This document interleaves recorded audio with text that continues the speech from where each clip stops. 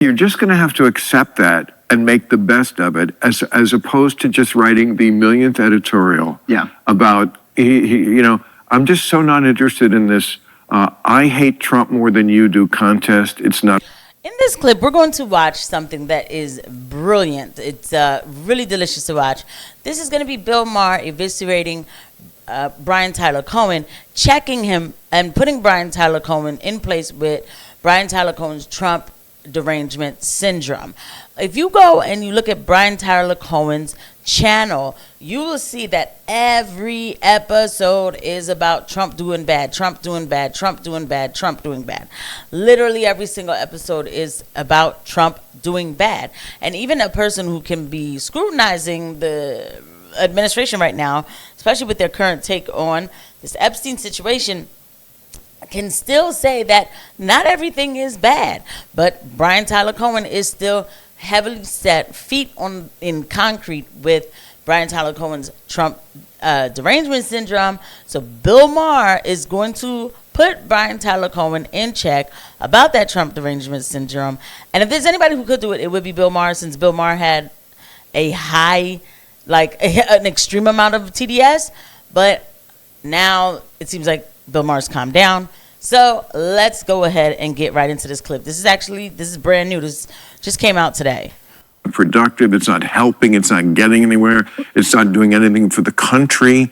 I'm for actually making this country work better. And that does not include just ignoring.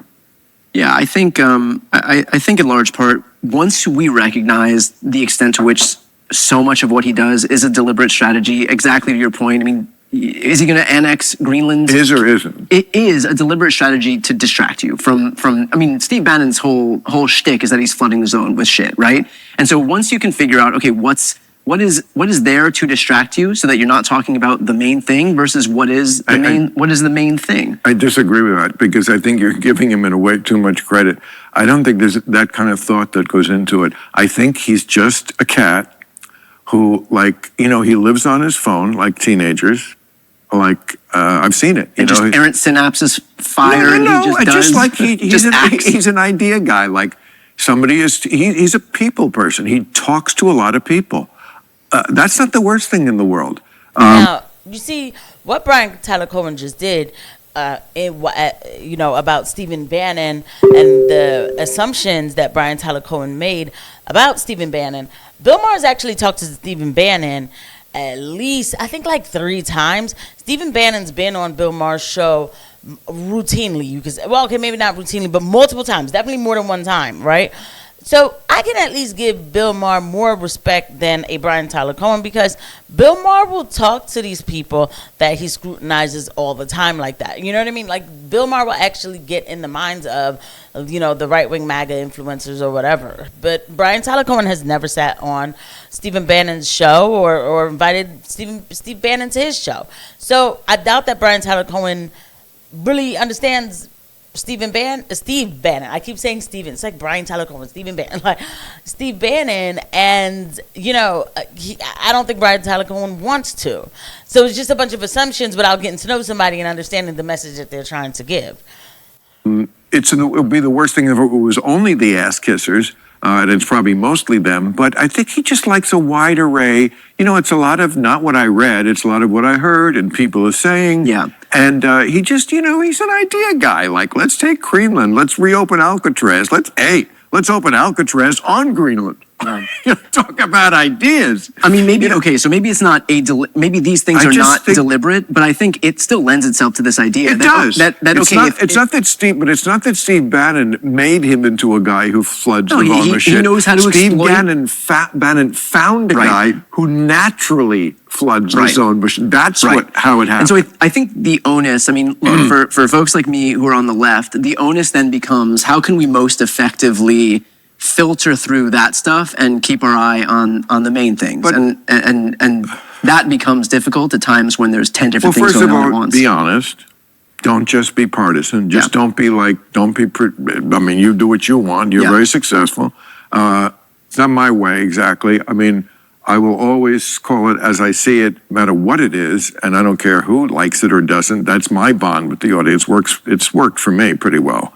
But it is, in a way harder to do. But just to take an example, tariffs. Now, I remember along with probably most people, were saying at the beginning, by the 4th of July, somebody had to think how the the economy was going to be tanked by then.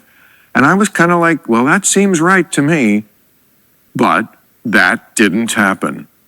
Now, it could happen tomorrow. I'm just saying that's reality. So let's work first from the reality of that, not from I just hate Donald Trump. Because that's boring and doesn't get us anywhere and leads you to dishonesty. Because the truth is, I don't know what his strategy is. But look, the stock market is at record highs. I know not everybody lives by the stock market, but I also drive around. I don't see a country in a depression at all. I see people out there just living their lives.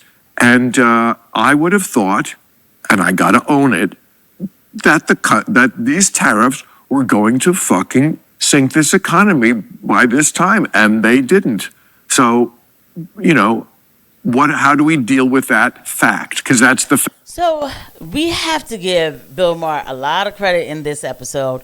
Number one, Bill Maher is owning his own mistakes, which is, rush to assumption kind of thing that a lot of people do with Donald Trump. But Bill Maher, not only is Bill Maher owning Bill Maher's mistakes, Bill Maher is also educating, coaching, and exposing Brian Tyler Cohen too, because he said something that's really kind of true.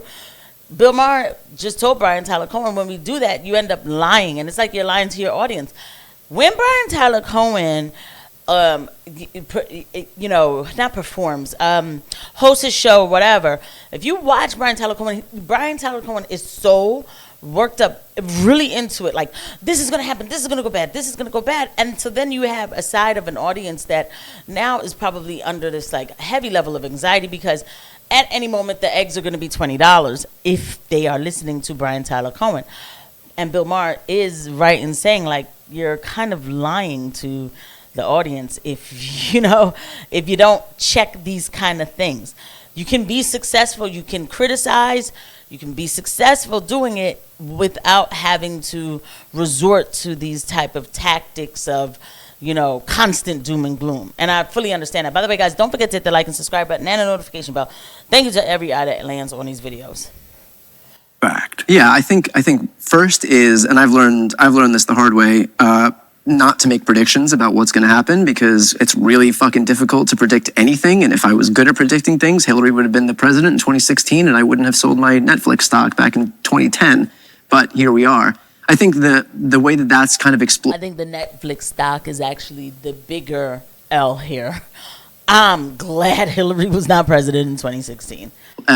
Exposing itself right now is with the Epstein stuff. I mean, you had all these Republicans that were clamoring because they thought that Trump. Okay, I'm on vacation a little bit, so I just heard the little bits of this. So we might have to continue to cover more of this podcast. This was pretty good, actually, because now what Brian Tyler Cohen is going to end up doing is segueing over to using Epstein to get Donald Trump, which is something that I want people to ask the right questions about Epstein. What people are doing with Epstein is absolutely atrocious. It is. Now Brian Tyler Cohen is extremely concerned about Epstein because it is a way for Brian Tyler Cohen to get Donald Trump. Yes, Bill Maher has been on vacation. I know this because it's been hard for me to get clips. But anyway, so I think I might have to check that out and see what Brian does with this Epstein topic. But at the end of the day, again, Brian Tyler Cohen needs to chill. And it can't just always be Trump focused. It's like Epstein is bigger than Trump. So these are the people who I can't stand when they do this. But Bill Maher really did a good job breaking it down to Brian Tyler Cohen. Like, you need to relax. Like, don't jump on every bone because it's a bit much. I'll see you guys at the next one. Bye.